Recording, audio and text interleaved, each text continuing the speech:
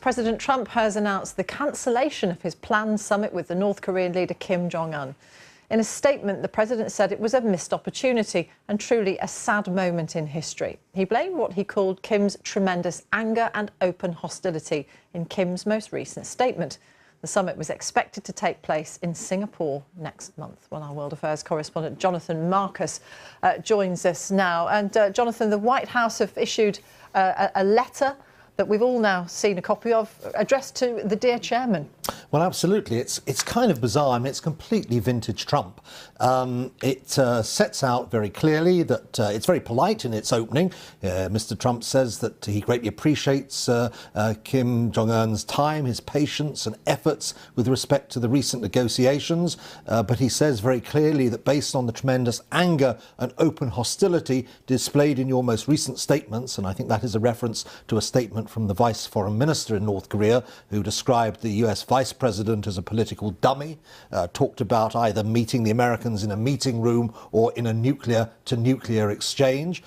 So because of that, Mr. Trump has decided to pull the plug on these talks. One has to say they weren't going terribly well anyway. There was growing doubts about this. And then, of course, despite this rather polite tone, there is this explicit threat. Mr. Trump says to Kim, you talk about your nuclear capabilities, but ours are so massive and powerful that I pray to God they will never have to be used. So we're almost back now to the little Rocket Man days, the exchanging of taunts around their respective nuclear programs. And it's a rather dismal outcome, I think, to what appeared to be at one stage quite an optimistic diplomatic encounter. And yet earlier today, we were reporting that North Korea, in a gesture ahead of this summit, had destroyed some test tunnels.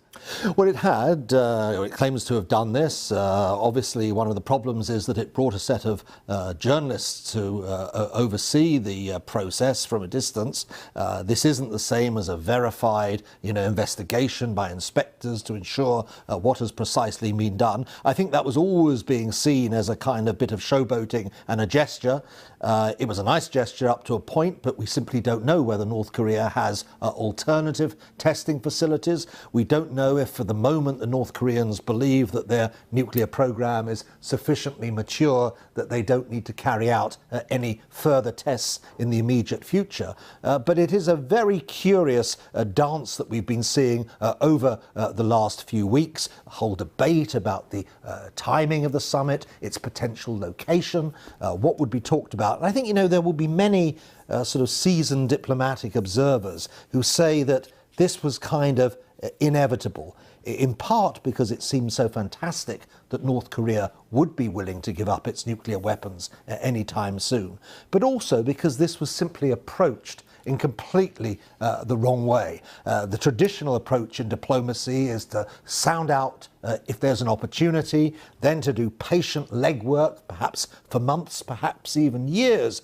working out the deliverables, what can be agreed, what comes next, what process can be set in train, and then finally to announce, yes, you're going to have the summit, at which point the leaders go along and sign on the dotted lines. You have the photo opportunities for people like us and so on. This summit was approached in entirely the opposite way. They decided they were going to have it.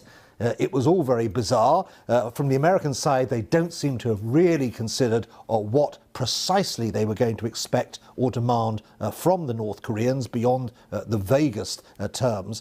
And of course, the key question now is what happens next. If you think back to before the Winter Olympics, when the rhetoric between Pyongyang and Washington was at its highest, there were serious experts who were talking about a 50-50 chance of a war between the US and North Korea in the not too distant future.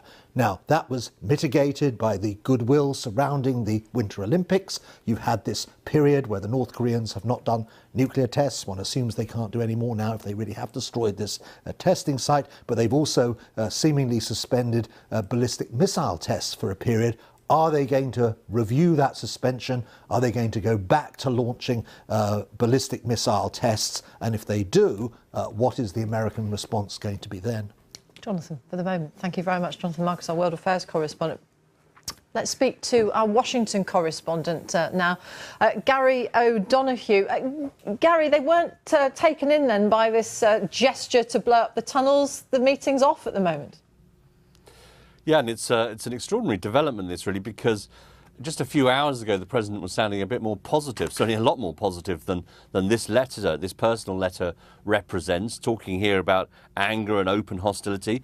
I mean, there is a caveat in here which says that the meeting is off for the time being, effectively, but there's also a threat, an extraordinary threat. If I may just read you this paragraph. He says, this is Donald Trump to Kim Jong-un. He says, "You talk about your nuclear capabilities, but ours are so much more massive and powerful that I pray God they will never have to be used," which is a straightforward military threat, if you like, a warning to the North Koreans not to restart that program in the way Jonathan was just mentioning, not to start developing again that intercontinental ballistic missile capability, and perhaps to try and bring them back to the table that way. But it won't go down well. We know that those sort of threats don't work well in Pyongyang, and we'll have to wait and see what their reaction is. But this is a huge, in a sense, this could have been a big foreign policy win for the Trump administration to get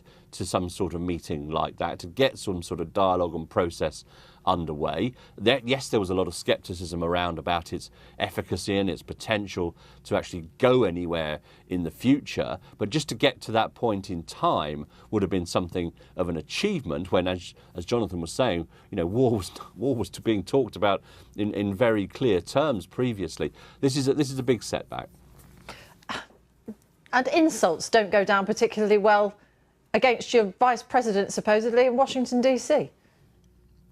No, they don't. I mean, in a sense, both sides in this have done their fair share of that, haven't they? We've had Rocket Man from this side of the Pacific, and we've had all sorts of other insults coming from the north as well. So I think, in a sense, that they kind of cancel themselves out a little bit. But yeah, it's become personalised in a way that isn't necessarily best for those who would push the diplomatic process forward.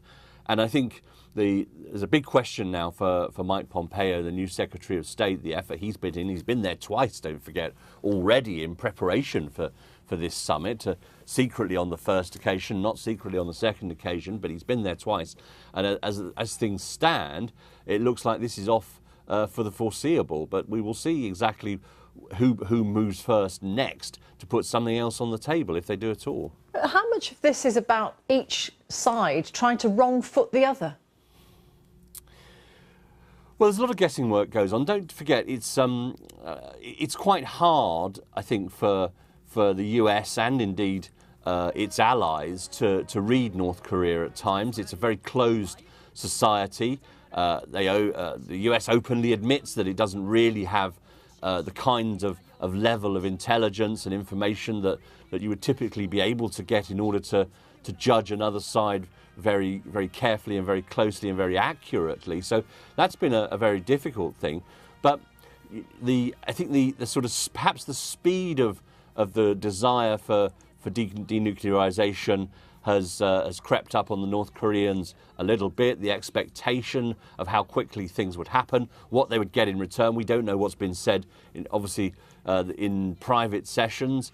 They may have been looking for a lot more than the US were prepared to give. We don't know what leverage China has played here, whether they have, some concerns have been raised in Beijing, perhaps about the speed at which this was happening, because they have a security concern, if you like. This is a buffer. North Korea is a buffer zone, in effect, between China and a substantial American ally in Asia. So there are lots and lots of factors that could have gone into this.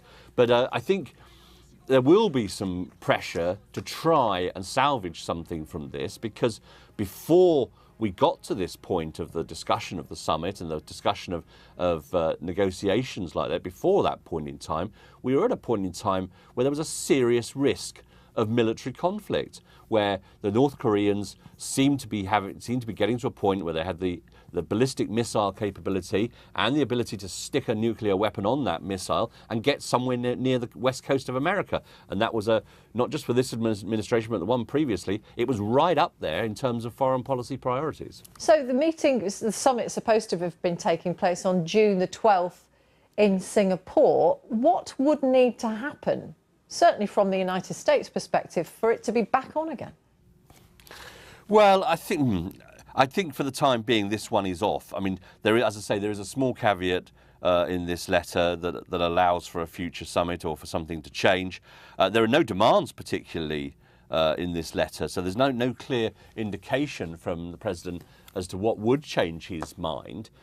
It would, I think, have to be a pretty substantial step, but we will see. I think Mike Pompeo now, the Secretary of State, will have a big job on his hands to try and reconstruct some kind of lines of communication to see whether there's any room for manoeuvre, and perhaps to schedule it for later on. But at the moment, I think you'd be wasting your money if you betted on this actually transpiring on the June the 12th.